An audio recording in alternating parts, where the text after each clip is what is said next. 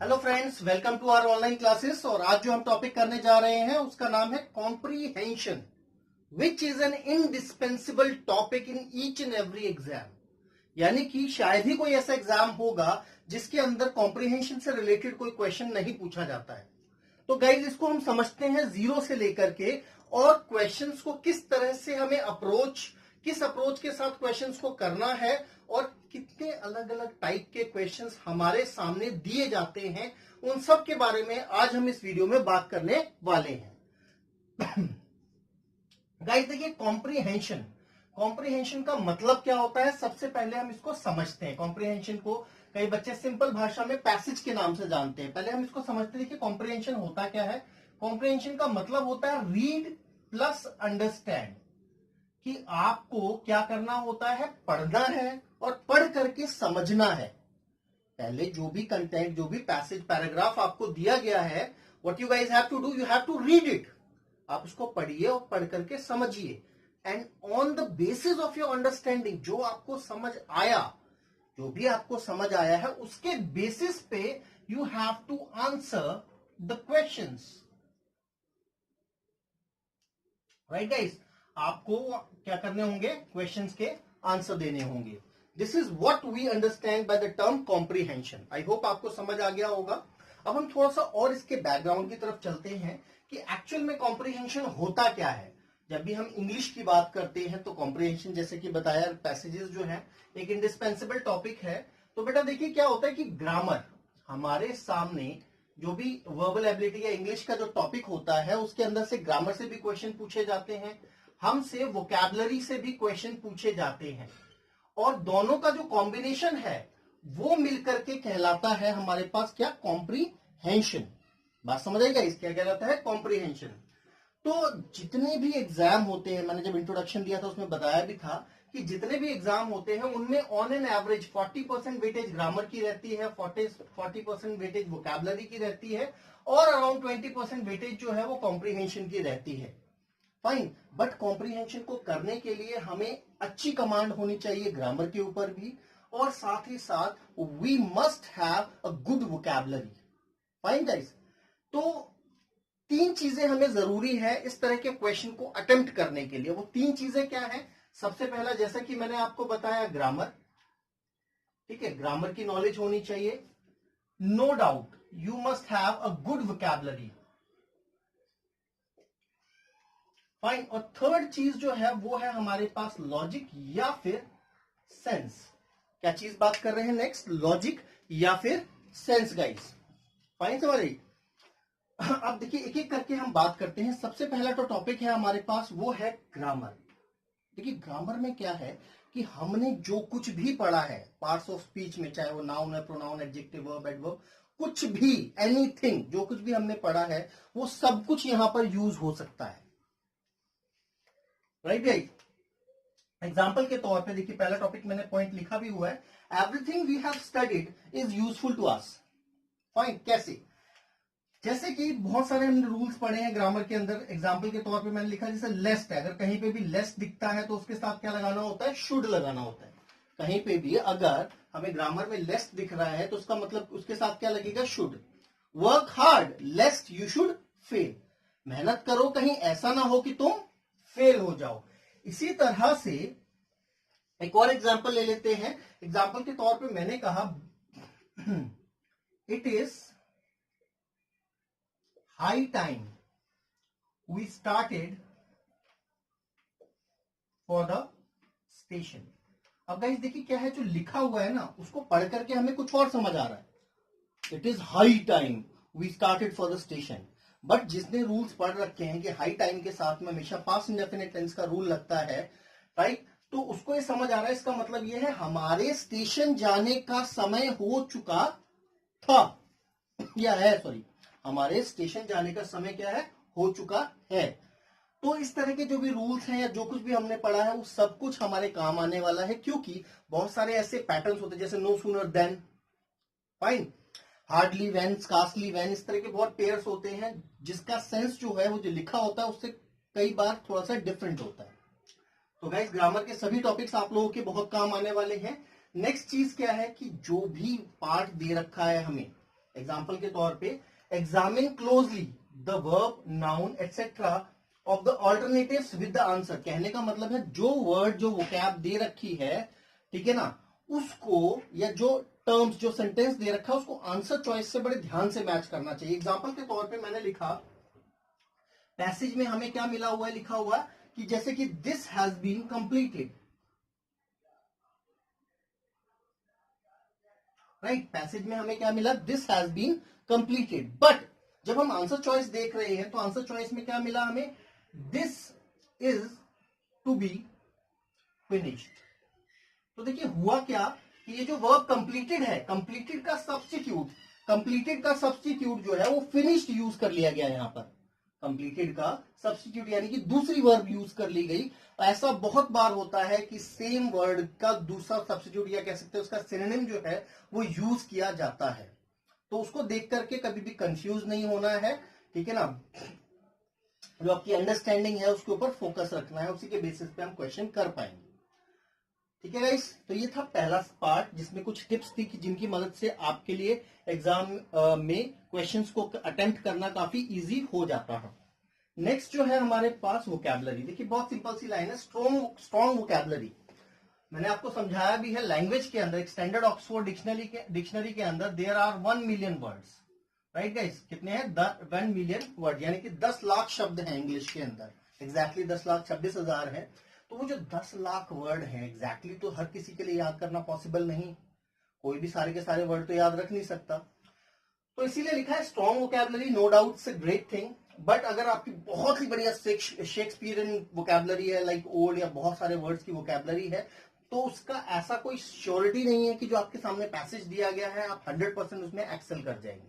तो इसलिए इस पॉइंट को लेकर के, बहुत अच्छी वोकैबुलरी को लेकर के, ठीक है ना, बहुत ज्यादा चिंता करने की जरूरत नहीं। You should not be concern at all, ठीक है ना। हाँ अच्छी होनी चाहिए नो डाउट, बट बहुत ज्यादा चिंता का विषय नहीं है, क्योंकि हर किसी की वोकैबुलरी जो है वो डिपेंड करती है उसका बैकग्राउंड, ठीक है, कैसा रहा है, राइट गाइस। क्योंकि वोकैबुलरी जो है, vocabulary building is a continuous process. जैसे कि मैंने लिखा है वोकैबुलरी को बिल्ड करना क्या है, it's a continuous process. You have to be in continuity, daily basis पे कुछ टिप्स दूंगा आपके लिए जो बहुत हेल्पफुल रहेंगी आपकी वोकैबुलरी को बिल्ड करने के लिए विदाउट एनी एक्स्ट्रा एफर्ट्स।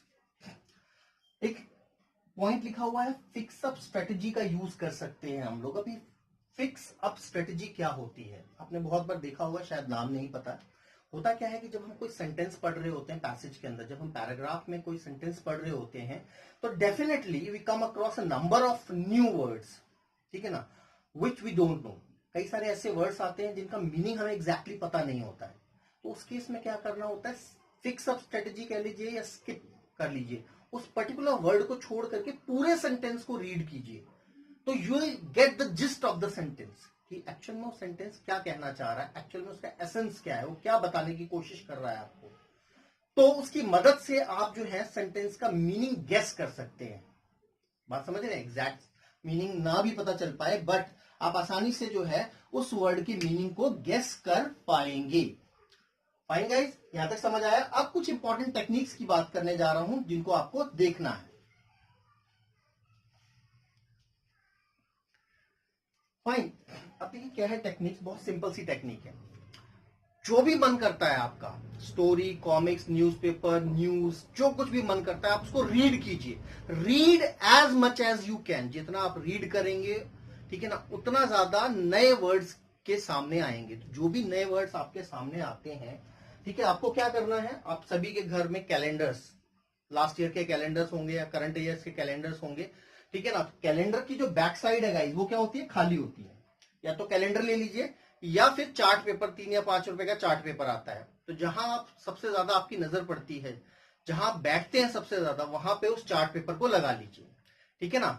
वहां पे उस चार्ट पेपर को लगा लीजिए और चार्ट पेपर को लगाने के बाद क्या कीजिए, उस पर जो भी नए वर्ड्स आपके सामने आते हैं, जो भी नए वर्ड्स सामने आते हैं उस पर बड़ा बड़ा, ठीक है ना, उस पर क्या कीजिए, बड़ा बड़ा उस वर्ड को लिख दीजिए और उसका मीनिंग लिख दीजिए सामने, और उसको सामने टंगा रहने दीजिए। 2 दिन 4 दिन के अंदर वो चार्ट पेपर पूरा भर जाएगा या कैलेंडर की बैक साइड भर जाएगी, ठीक है। वर्ड आपकी नजरों के सामने रहेगा, दिन में 2-4 बार नजर पड़ेगी, तो काफी हद तक वो वर्ड जो है आपके माइंड में इंप्रेशन छोड़ेगा।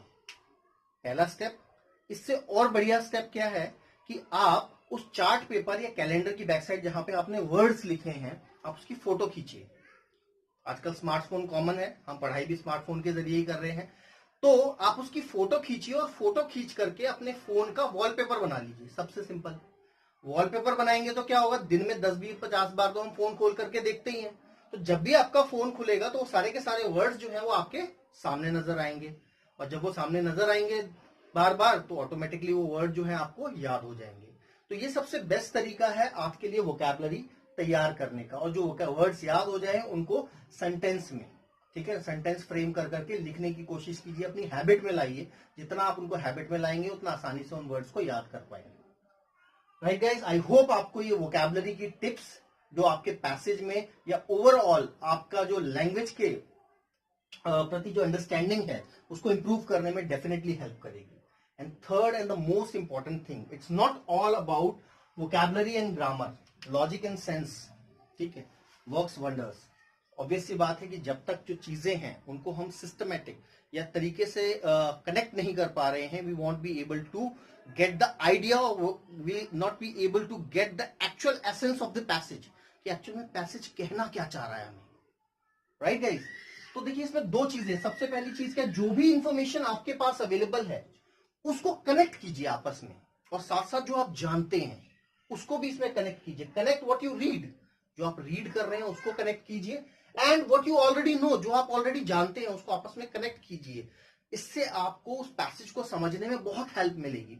फॉर एग्जाम्पल, अगर एक साइंस का स्टूडेंट है तो उसके लिए फिजिक्स हो गया, केमिस्ट्री हो गया, या फिर साइंटिफिक कोई पैसेज आ रखा है, साइंस बैकग्राउंड को कोई पैसेज आ रखा है, तो उसको समझना उसके लिए बड़ा हेल्पफुल रहेगा। क्यों? क्योंकि उसको उसके बारे में इंफॉर्मेशन है। इसी तरह से कोई बच्चा कॉमर्स या आर्ट्स बैकग्राउंड का है जिसने इकोनॉमिक्स पढ़ी हुई है और उस बैकग्राउंड का कोई पैसेज आया है, तो उसके लिए वो समझना आसान हो जाएगा। I hope you are getting what I am saying, कि you have to make connections, ठीक है ना। It depends on your overall study, जो भी आपके पास एक्सपीरियंसेस रहे हैं एजुकेशन को लेकर के, उसके ऊपर डिपेंड करता है। Second most important thing is to create images, ठीक है, एक फ्लो चार्ट, या क्या इंफॉर्मेशन कन्वे क्या करनी चाह रही है, इंफॉर्मेशन क्या बताने की कोशिश कर रही है, उसको कनेक्ट कीजिए एक दूसरे के साथ। आप समझे, इसको एक दूसरे के साथ कनेक्ट करते रहिए। जैसे जैसे आप कनेक्ट करेंगे तो आपके माइंड में एक इमेज क्रिएट हो जाएगी, और उस इमेज की मदद से जब हम आंसर्स करेंगे, ठीक है, जब हम आंसर्स सॉल्व करना शुरू करेंगे तो हमारे लिए बहुत हेल्पफुल होगा। और एक और इंपॉर्टेंट बात, पैसेज अटेम्प्ट करने का सबसे बेस्ट तरीका है बॉटम अप अप्रोच। क्या बता रहा हूं मैं? बॉटम अप अप्रोच, यानी कि आपको पैसेज अटेम्प्ट करने से पहले क्या पढ़ना है? पहले क्वेश्चंस पढ़िए, क्वेश्चंस पढ़ने के बाद फिर आप आंसर्स को अटेम्प्ट करना स्टार्ट कीजिए। पहले क्वेश्चंस, फिर आपको क्या करना है? आंसर्स करने हैं, ठीक है। तो इस तरीके से हम जो है काफी हद तक पैसेज को जल्दी और आसानी से सॉल्व कर पाएंगे। Third, which is very important point, that is reading between the lines. I hope आपने इस पैसेज को, इस फ्रेज को सुना होगा। इसका मतलब है इंप्लाइड मीनिंग। देखिए, ऐसा जरूरी नहीं होता है कि इंफॉर्मेशन जो है वो सारी की सारी हमारे पास सीधी सीधी होती है। कई बार हमारे पास इंप्लाइड मीनिंग्स भी होते हैं। इंप्लाइड का मतलब क्या होता है? इंप्लाइड का मतलब होता है हिडन मीनिंग, ठीक है, कि उसके अंदर लिखा क्या है, ठीक है, हिडन मीनिंग, उसके पीछे छुपा क्या हुआ है। रीडिंग बिटवीन द लाइंस का मतलब क्या है कि अगर कुछ लिखा हुआ है तो उसके अंदर उसका मीनिंग क्या है। एग्जाम्पल के तौर पे मैंने आपसे पूछा, have you given up smoking, कि क्या आपने स्मोकिंग करना छोड़ दिया है, तो इसका क्या मतलब हुआ? इसके अंदर जो बेसिक मीनिंग छुपा हुआ है वो ये है कि जो पर्सन है जिससे मैं पूछ रहा हूं, वो पर्सन पहले स्मोकिंग किया करता था। That means you used to smoke. यही तो मीनिंग हुआ, यही तो इंप्लाइड मीनिंग हुआ इसका, जो हमें समझ आ रहा है। फाइन गाइस, तो ये कुछ टिप्स हैं, कुछ ट्रिक्स हैं जो आपके लिए पैसेज को अटेम्प्ट करने के लिए बहुत हेल्पफुल होंगे। अब हम करने जा रहे हैं पेपर सेटर, यानी कि जो पेपर सेटर पेपर सेट करते हैं आपके लिए, हम उसकी साइकोलॉजी को समझेंगे कि पेपर सेटर जो है पेपर सेट करते समय किन चीजों का ध्यान रखते हैं और कैसे आपके क्वेश्चंस की डिफिकल्टी लेवल को इंप्रूव करते हैं या बढ़ा देते हैं। राइट गाइस, तो उसके लिए अलग अलग टेक्निक्स होती हैं, अलग अलग तरीके के क्वेश्चंस आप लोगों से पूछे जाते हैं। अब हम उन सब के बारे में बात करेंगे। तो अगर आपको नोट करना है या फिर आप देखना चाहें तो इसको एक बार ध्यान से देख लीजिए, फिर हम आगे चलते हैं। राइट गाइस, अब हम देखते हैं कि हमारे सामने किस तरह से क्वेश्चंस जो हैं, बेसिक क्वेश्चन नहीं, दो तरह के क्वेश्चंस होते हैं। एक तो होते हैं सिंपल इंफॉर्मेशन के ऊपर बेस्ड, राइट, और दूसरे क्वेश्चन जो होते हैं वो होते हैं इंप्लाइड, यानी कि हिडन मीनिंग वाले भी होते हैं, और भी कई तरह के क्वेश्चंस होते हैं। हम वो अलग टाइप के क्वेश्चंस के बारे में बात करने जा रहे हैं जो डिफिकल्टी लेवल को बढ़ाने के लिए हमारे सामने रखे जाते हैं। तो बेटा जो पहले टाइप का क्वेश्चन है वो है हमारे पास मेन और central idea of the passage, कि पैसेज का मेन या फिर सेंट्रल आइडिया अगर आपको निकालना है तो वो कैसे निकलेगा, ठीक है ना, मेन और सेंट्रल आइडिया। देखिए मेन और सेंट्रल आइडिया एक्चुअल में होता क्या है, it is nothing but the conclusion of the passage, right, जो पैसेज का कंक्लूजन है जो हमें समझ आ रहा है, ठीक है ना, it talks about that. Main idea का मतलब क्या होता है कि पैसेज जो है एक्चुअल में कंक्लूड क्या कर रहे हैं, क्या निष्कर्ष निकल रहा है, आपको क्या समझ आ रहा है, उस चीज के बारे में जो बताता है हमें, उसको हम क्या कहते हैं, मेन आइडिया या फिर सेंट्रल आइडिया। देखिए इसको फाइंड आउट करने के लिए दो तरीके हो सकते हैं, मतलब दो तरीके, और डिफिकल्टी कैसे बढ़ाई जाती है उसके बारे में भी बात करेंगे। ठीक है, मेन आइडिया को निकालने के लिए हमारे पास एक तो होते हैं सपोर्टिंग, ठीक है, पहला क्या है, सपोर्टिंग आर्ग्यूमेंट्स, कि जो भी आइडिया दे रखा है उसके सपोर्ट में क्या इंफॉर्मेशन दे रखी है। कहने का मतलब क्या है, व्हाई, ठीक है ना, क्यों, हाउ और कैसे, इस तरह की जो जानकारी अगर हमें मिल रही है पैसेज से, जो हमारे इन क्वेश्चंस का आंसर दे रहे हैं, वो क्या है, वो हमारे सपोर्टिंग आर्ग्यूमेंट्स हैं, सपोर्टिंग सेंटेंसेस या पार्ट्स हैं। इसी के साथ साथ दूसरी चीज जो है जिसकी तरफ हम ध्यान दे सकते हैं वो है मॉडिफाइंग पार्ट, ठीक है, कि इंफॉर्मेशन को मॉडिफाई करने के लिए, एम्बेलिश करने के लिए, ठीक है ना, या फिर उसके बारे में एक्स्ट्रा इंफॉर्मेशन दे रखी होती है जो भी, ठीक है, extra information about the supporting arguments is called modifying sentences या मॉडिफाइंग पार्ट्स। तो ये दो चीजें जो है वो हमें सेंट्रल आइडिया या फिर मेन आइडिया को आइडेंटिफाई करने में मदद करती हैं।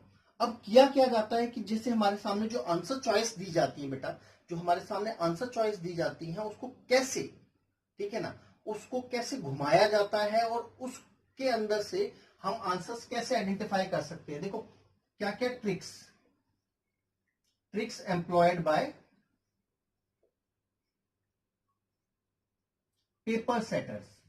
तो पेपर सेटर्स जो है वो किस तरह की ट्रिक्स को एम्प्लॉय करते हैं, किस तरह की ट्रिक्स को यूज करते हैं। पहली, बाय एडिंग और रिमूविंग ए सिग्निफिकेंट वर्ड। एक इंपॉर्टेंट वर्ड जो होता है ना, वो वहां पे क्या कर दिया जाता है, या तो ऐड कर दिया जाता है या फिर वहां से हटा दिया जाता है। एग्जाम्पल के तौर पे हम देखते हैं, मान लीजिए पैसेज हमने पढ़ा और पैसेज पढ़ करके हमें मेन आइडिया ये समझ आया कि mister Gandhi was a man of integrity, ठीक है, इंटीग्रिटी मतलब निष्ठा, चरित्रवान व्यक्ति थे। तो मेन आइडिया जो हमने पैसेज पढ़ा मिस्टर गांधी की इंटीग्रिटी के बारे में पूरा का पूरा पैसेज दे रखा है, बट जब हम आंसर चॉइस चेक करने लगे तो आंसर चॉइस में हमें इस तरह का कोई ऑप्शन नहीं दिखाई दे रहा, उसको और थोड़ा सा डिफिकल्ट कर दिया गया। क्या कर दिया गया आंसर चॉइस में, ठीक है, उसमें हमें दे दिया गया, it's like mister Gandhi was a man of moral integrity. तो बेटा आपने क्या देखा कि हमने क्या चीज देखी कि पेपर सेटर ने सिर्फ एक एक्स्ट्रा वर्ड इसमें डाल दिया। अब देखिए इंटीग्रिटी का मतलब क्या होता है, निष्ठा, चरित्र, ठीक है ना, इस तरह की बात होती है, निष्ठावान व्यक्ति थे मिस्टर गांधी।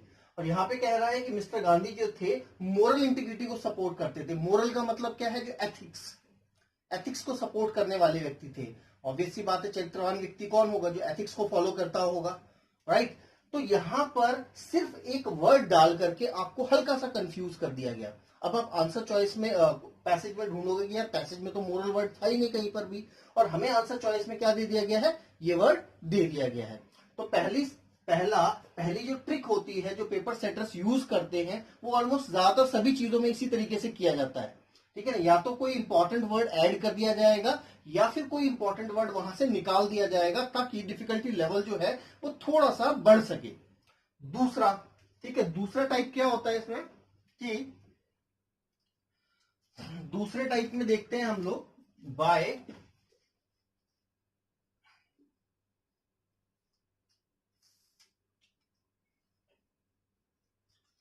ठीक है बेटा, पहले क्या है, एक सिंगल वर्ड जो है ऐड कर दिया या फिर सब्ट्रैक्ट कर दिया। दूसरे में क्या होता है, एक पार्ट जो होता है ना, a part of the main idea.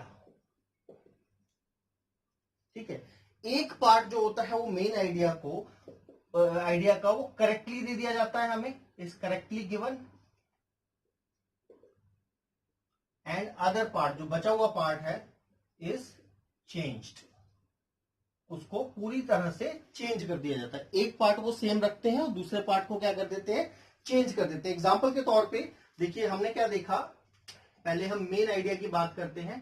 ठीक है, MI शॉर्ट में लिख देता हूं। मेन आइडिया में क्या दे दिया गया, साइंस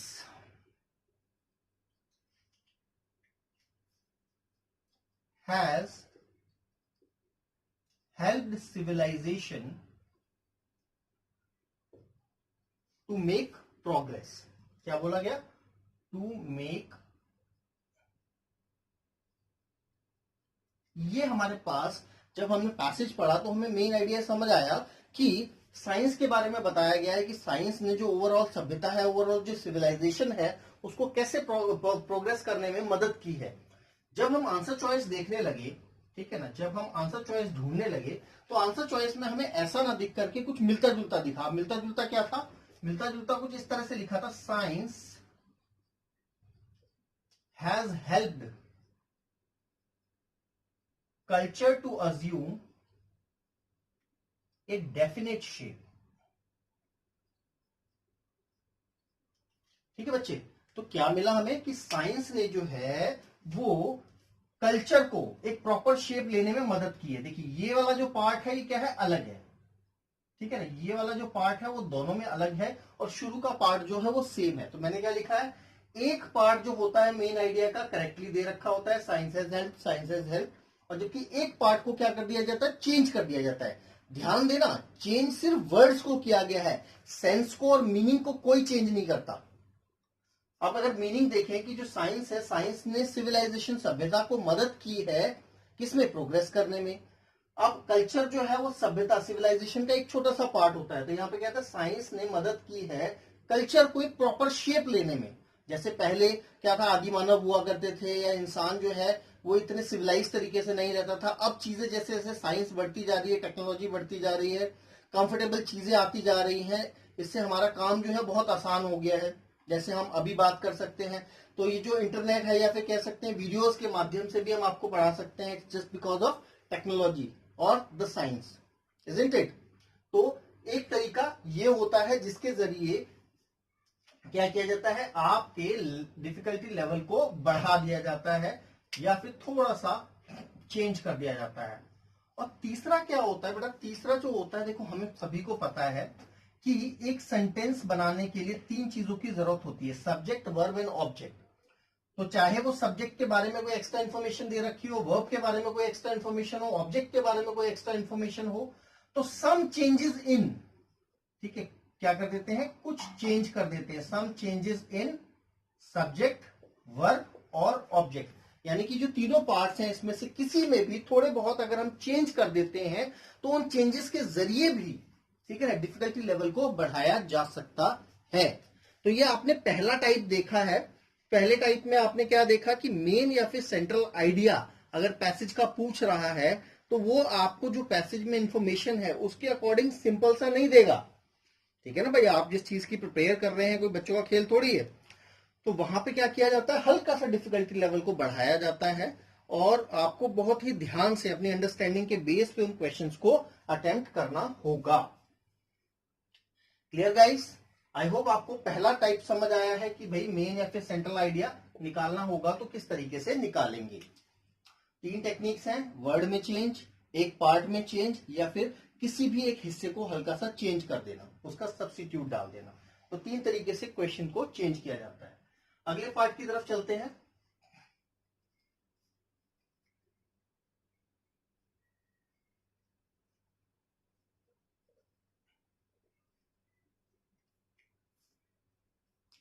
नेक्स्ट जो है बेटा वो है हमारे पास implication based question.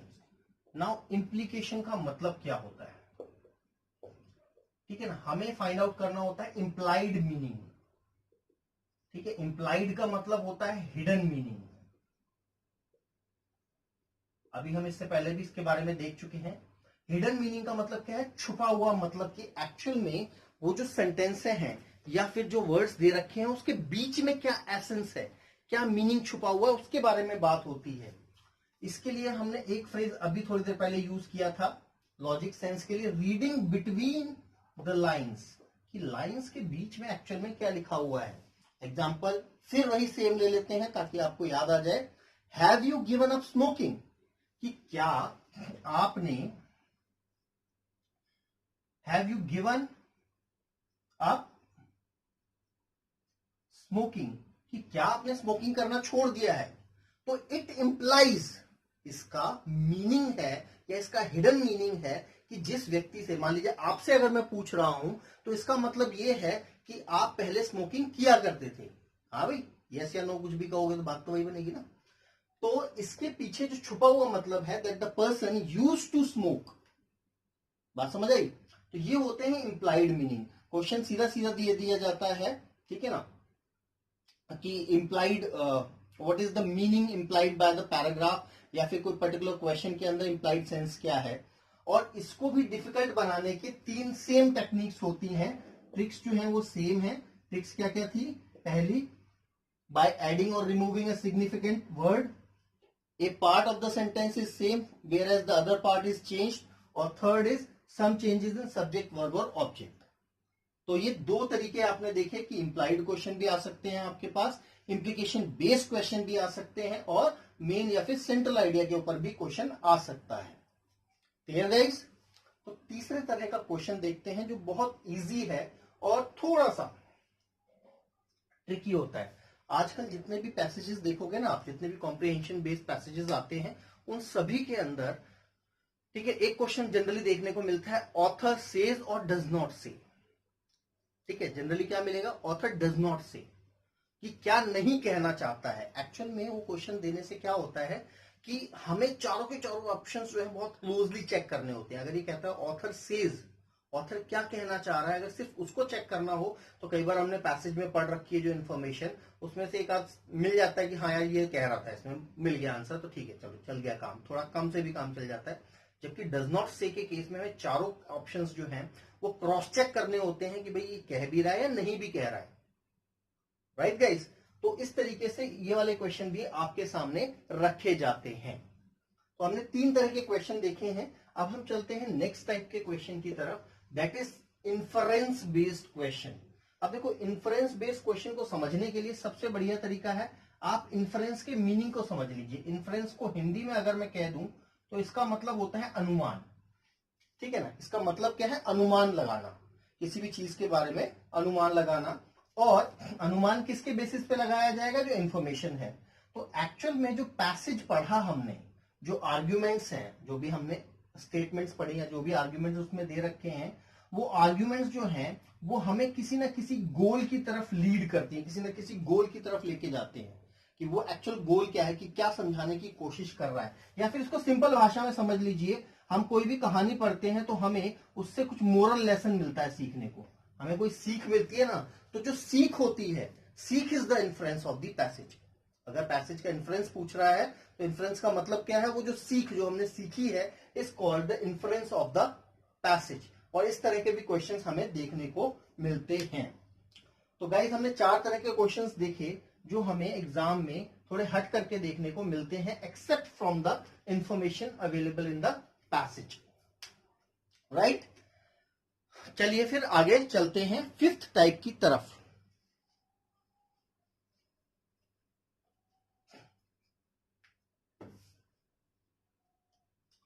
Next is attitude of the writer. Attitude of the writer का मतलब क्या है,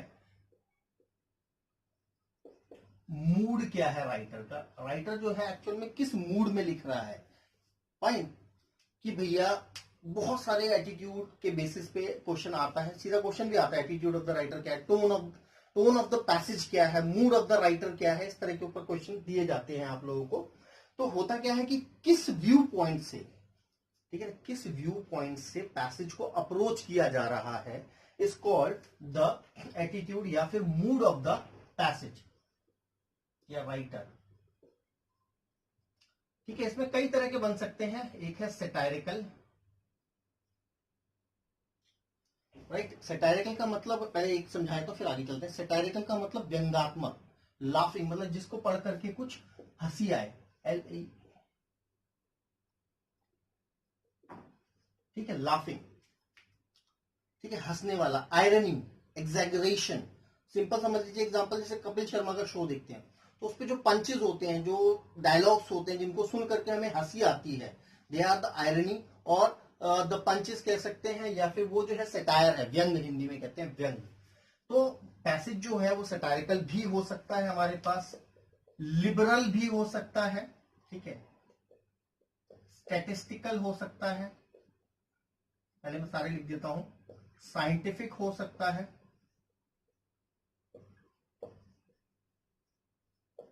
analytical, rational, patriotic,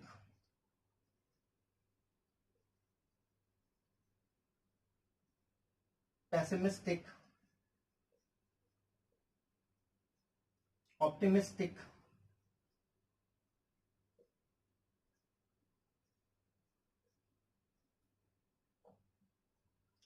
fatalistic, romantic, rational हो गया, एनालिटिकल हो गया, ठीक है। तो ये कुछ है एग्जांपल्स, तो और भी इस तरह के बन सकते हैं।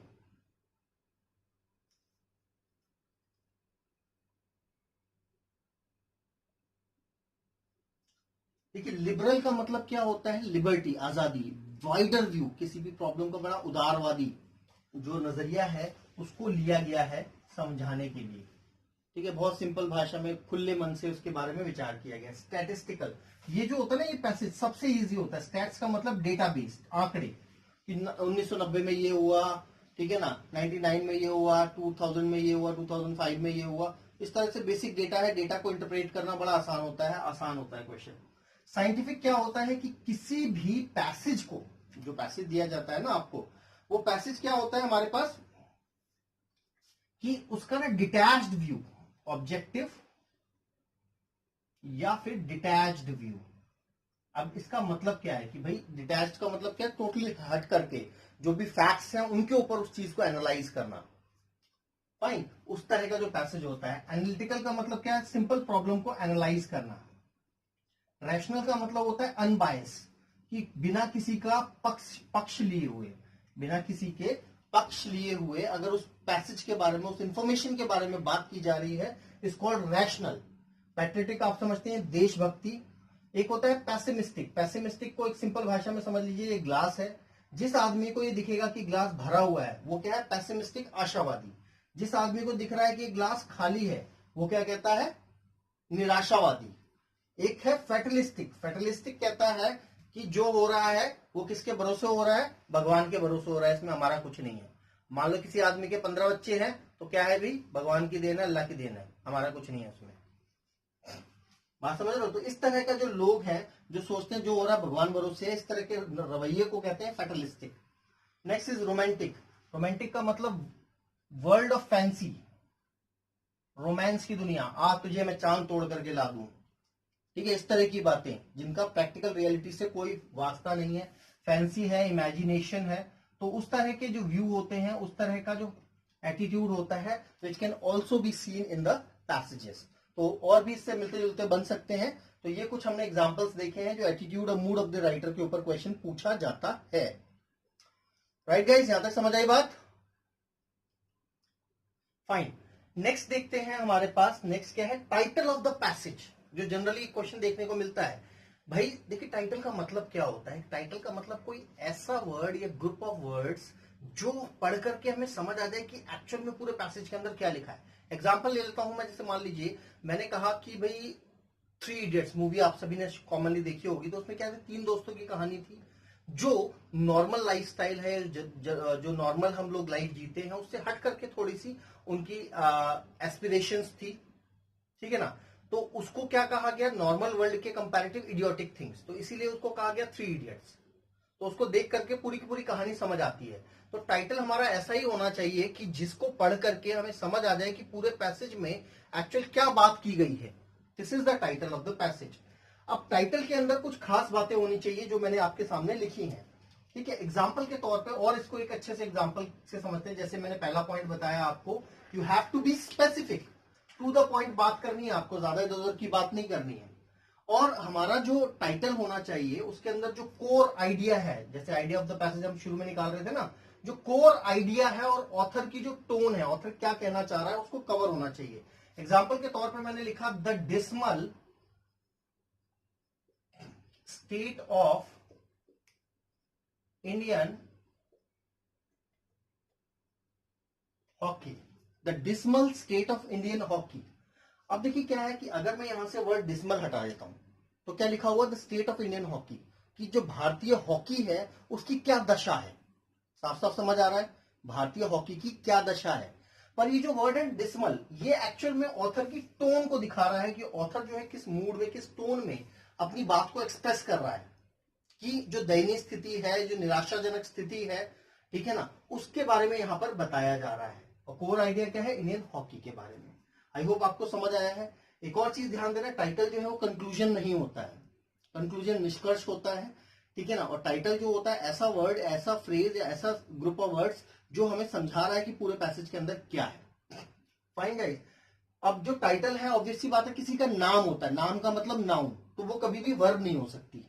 जैसे प्लेइंग, प्लेइंग जो है ना, प्लेइंग क्या है, टाइटल तो हो नहीं सकता, तो इसीलिए लिखा है it should not be a verb only, ठीक है ना। Try to make it not more than 6 or 7 words, 6 से 7 वर्ड तो बहुत ज्यादा है, बट भी कोशिश कीजिए कम से कम वर्ड्स के अंदर अपनी बात को एक्सप्रेस कर सके।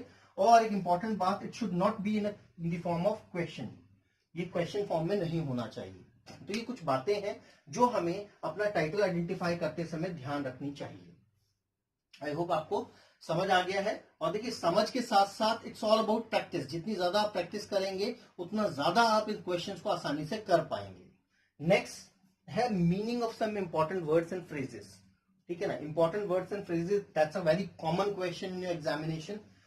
इंपॉर्टेंट वर्ड्स में हमने देखा होगा सिनोनिम्स हमें देखने को मिलते हैं, ठीक है ना, एंटोनिम्स देखने को मिलते हैं। आजकल इनका नाम चेंज कर दिया गया, synonym is nearest meaning, closest meaning, antonym को दे दिया जाता है farthest meaning, most opposite meaning, इस तरह से दिया जाता है। या फिर जो फ्रेज जो होता है ना, फ्रेज, वो क्वेश्चन में सबसे ज्यादा देखने को मिलता है। आजकल क्या है, ये क्वेश्चन कम हो गए हैं, एंटोनिम सिनोनिम कम देते हैं, फ्रेज बेस्ड क्वेश्चन ज्यादा देते हैं। और फ्रेज बेस्ड क्वेश्चन जो है उसको आइडेंटिफाई करना आसान रहता है as compare to others. Fine guys, तो हमने देखा भाई 7 तरह के अलग अलग तरह के क्वेश्चन जो है हमें देखने को मिलते हैं, और उनको हमें किस अप्रोच के साथ अटेम्प्ट करना चाहिए और किन चीजों को ध्यान में रखना चाहिए। लास्ट जो बचा है हमारे पास वो है अजम्पशन बेस्ड क्वेश्चंस या अजम्पशन बेस्ड क्वेश्चन या अजम्पशन क्वेश्चन। हालांकि ये क्वेश्चन बहुत कम देखने को मिलता है, बट फिर भी हम इसको समझ लेते हैं कि अजम्पशन बेस्ड क्वेश्चन एक्चुअल में होता क्या है।